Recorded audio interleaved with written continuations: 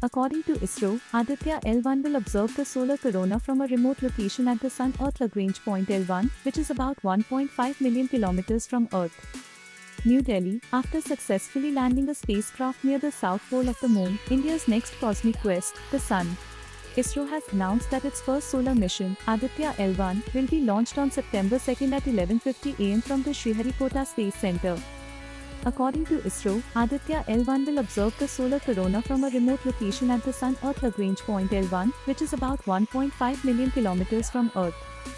Named after Joseph Louis Lagrange, a French mathematician who first studied them in the 18th century, Lagrange points are points in space where the gravitational forces of two large bodies, such as the Sun and the Earth, balance out, creating a region of equilibrium that can be used by a spacecraft to reduce fuel consumption. A satellite placed in the halo orbit around the L1 point has the major advantage of continuously viewing the Sun without any occultation/eclipses. This will provide a greater advantage of observing solar activities and their effect on space weather in real time, says ISRO. India's first space-based observatory to study the Sun, the Aditya L1 spacecraft, will be launched using the PSLV C-57 rocket.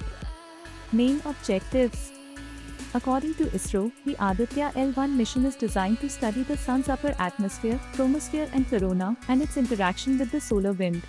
The mission is aimed at studying the physics of the partially ionized plasma in the solar atmosphere.